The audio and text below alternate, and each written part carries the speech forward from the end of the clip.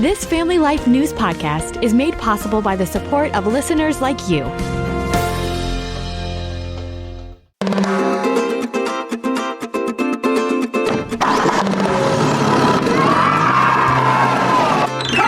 They stand tall on the Buffalo waterfront, telling an important part of American history to generations new and old. I christened the USS The Sullivans.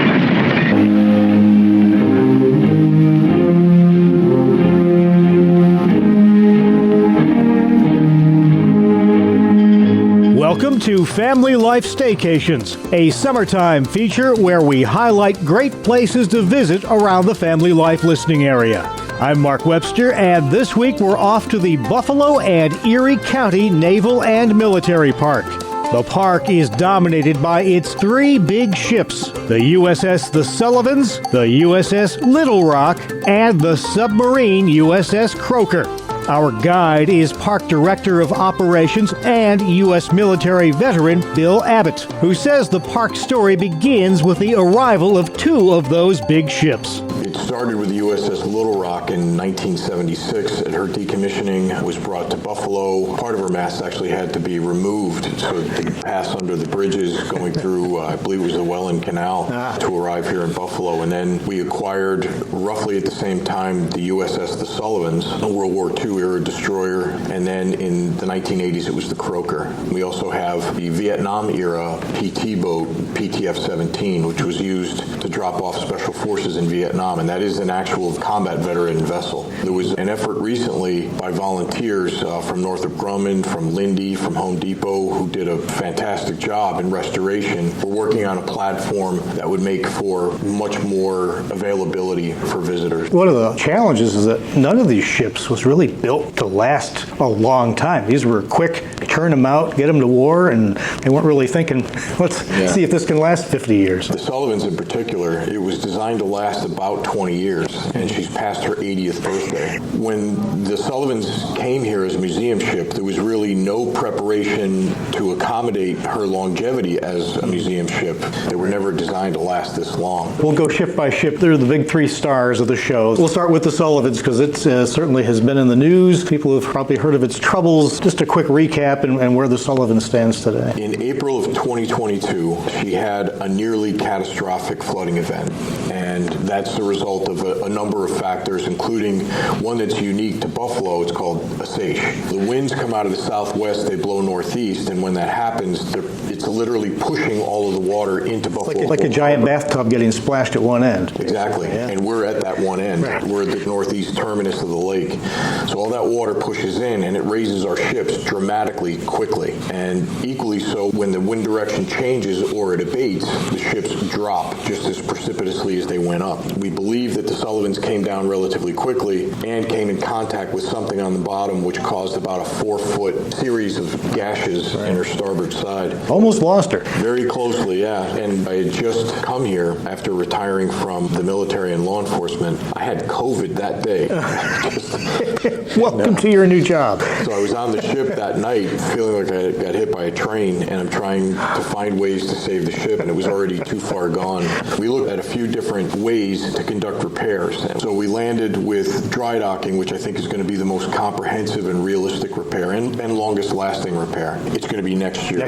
And we've started the process of additional assessments to make sure that the Sullivans and the Croaker will survive the winter so that they can get to dry docking. And the dry docking package that we have is for both vessels. So in its current temporarily repaired state, the Sullivans is still accessible to park visitors? As of right now, the main deck and above is accessible. So let's just talk about the Sullivans, its history, what people can see there, and just what it means to have it here. It's really an American cultural icon when you think about it. It's part of the stories that we see in movies. Saving Private Ryan, it's that same theme. When I came here, even after my years in the military, I was not as familiar with the story as I should have been. The 5 Sullivan brothers, they lost their lives on Friday the 13th of November in 1942. Their mother, Alida Sullivan, Sullivan found out about her son's possible loss by a neighborhood rumor. She didn't even know officially.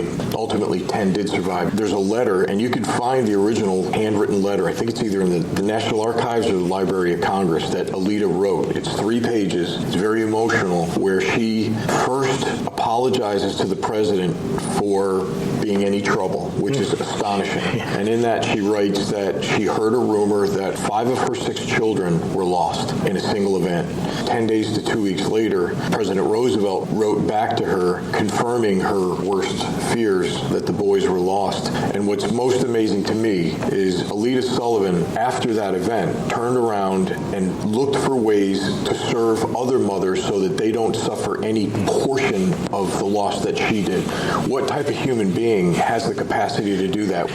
I'm a father. I can't even imagine. And the greatest generation. Truly, truly. She moves her concern away from herself and places it on others so that they don't suffer that. There should be monuments all over the country to remind us of what service and sacrifice actually looks like. We're working on what we call the Memorial Wardroom, artifacts from the Sullivan family. This is something that we intend to launch in the next few weeks. There's so many great stories. All right, let's move over to the Little Rock. It never saw service in the Second World War. It was completed in 1945, and her primary role in history was as the flagship of the 6th Fleet. So that was more the Cold War. She spent a good deal of the 1950s being rebuilt. So everything from her main deck above was removed from her World War II configuration, where it was a light cruiser. Her job was to slug it out with other ships. She has an armored belt. She could sustain more damage than, say, the Sullivans, which had very thin steel. And then the configuration that you see now was put in place. And she was completed and recommissioned in 1960.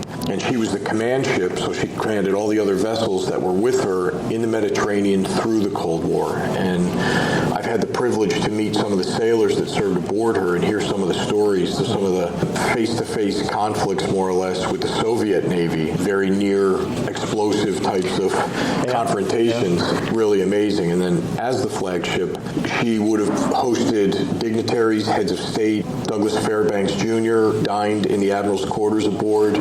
Grace Kelly, Prince Rainier, Robert Kennedy. And 2 years ago, we completely restored that space to what it looked like at that time. That would have been in the 1960s. That was a very exciting restoration because now we can more effectively tell those stories. We're also getting into other areas of the ship that we've never been in before.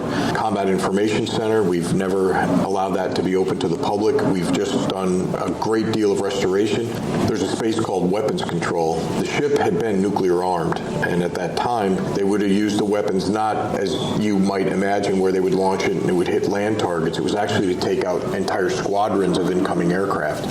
They would do an airborne nuclear detonation and take out bombers or whatever it was. So we're getting into these spaces not to glorify that part of our history, but more as a testament to remind us that at one time we were wise enough to avoid all of what could have followed, and it serves that purpose pretty well. Still quite relevant today. Very much so. And the third star of the show here is the one you can't see easily from a distance, but once you get here, you see the Croaker, the submarine. A World War II combat vessel, saw service in the South Pacific. As a matter of fact, the fleet that was involved in sinking the Juno, the Croaker sank one of those ships, torpedoed one of the destroyers that had been a part of that fleet. A pretty amazing tie-in between the vessels that we have, our own little fleet here in Buffalo. The Croaker ended up being converted to what they called a hunter-killer, and then in the 1960s to a training vessel. It's really exciting, especially when both vessels end up going to dry docking. We're opening up more of the boat. We're trying to get into the area in the sail where the boat was piloted when it was on the surface. It's a diesel submarine, so it's not like today where a submarine goes under and you don't see it come back up again for months. This would go underwater for brief periods to avoid detection, but the majority of the time it would be on the surface. It would be charging its batteries and operating under diesel power. But it's a great craft. We're doing a great deal of renovation work, and we're looking to bring in technology to better augment our ability to tell those stories on all three vessels. We're working on holograms. We're working on narrative voiceover, so when you enter a space, even if there's not someone in the space, you'll be able to hit a button and a voice will come in and tell you the exciting facts about that space. So this is all new. We've never done that before. Often when you would come through the ships, it was very, very tomb-like and quiet, and we want to improve the guest experience. We're working really hard on that. So the big three ships, but there's a lot of other interesting memorabilia to see here. Well, very often people, I'll hear them as they walk by along the sidewalk or the promenade, as we call it, and they talk about the PTF, and they're under the understanding that it's like a John F. Kennedy's PT-109 from World War II. And actually, this PT boat, PTF-17, was designed to insert special forces onto the coast. So there's some great stories there. We have combat aircraft that are on display on the other side from the ships. And you must hear a lot of interesting comments. I served in Iraq. There were people that I served with that didn't make it home. And the reason that I'm here is I want to make sure those stories get told. I had the privilege of meeting some people, children of veterans who are no longer with us, and they've shared stories. And there's no better place in my mind to be able to honor that group of people and to learn about the sacrifice they made for all of us. Those stories need to be told. Thank you for your time and thank you for your service. I'm grateful. Thank you. That's Bill Abbott, Director of Operations at the Buffalo and Erie County Naval and Military Park. You can learn more at buffalonavalpark.org. And this has been Family Life Staycations, a weekly summertime feature highlighting great places to visit around the Family Life listening area. Please join us again next summer as we hit the road again for some more Family Life Staycations. Thank you for listening to this Family Life News podcast. If you've been encouraged by what you've heard, please share it with others and click the subscribe button to automatically receive future episodes. Family Life is a listener-supported ministry. Podcasts like this are made possible by your financial partnership. Find out more at familylife.org.